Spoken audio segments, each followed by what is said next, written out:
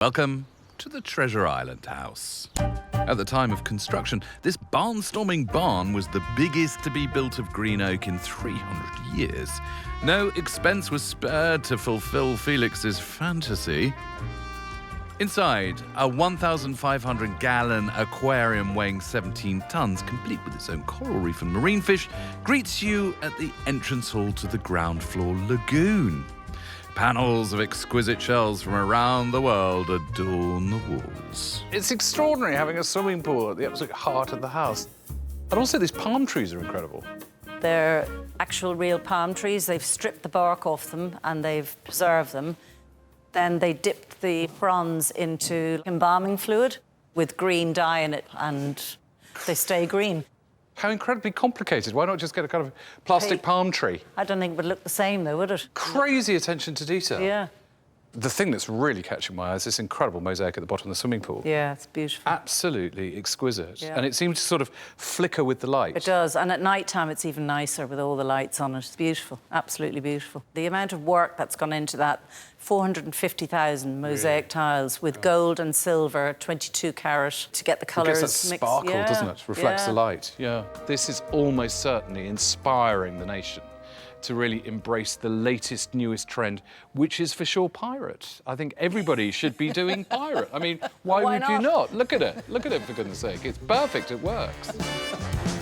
Behold, this is Peter, a communications manager from Nottingham, a man with a very 21st century job, but a very 19th century obsession.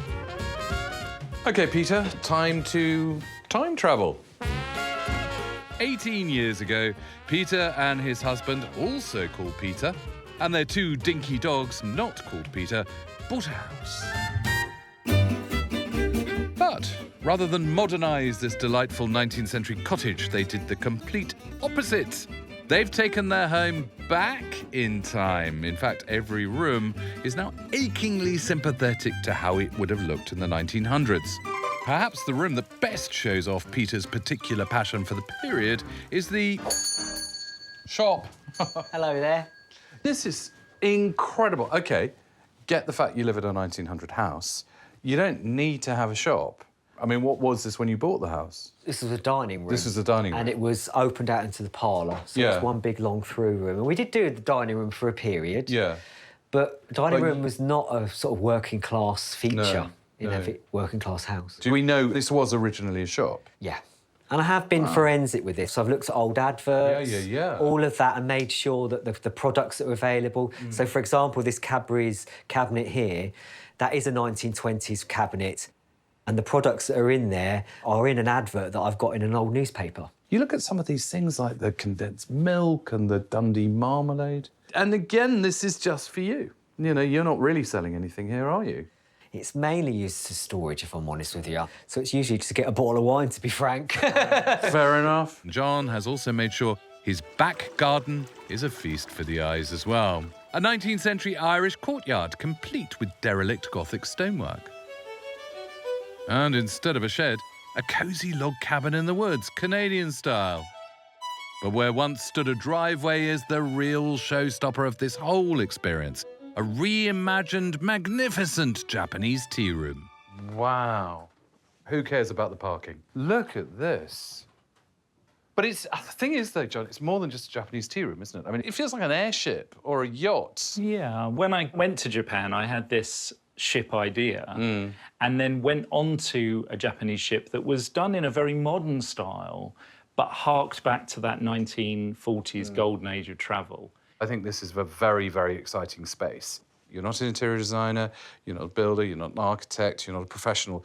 But this is a very, very interior designed experience, as far as I'm concerned. A very elegant experience, but also very, very original. Thank you. My tip is put red with black. Black is the only colour that will calm red down. It's the only colour strong enough to take red on mano a mano.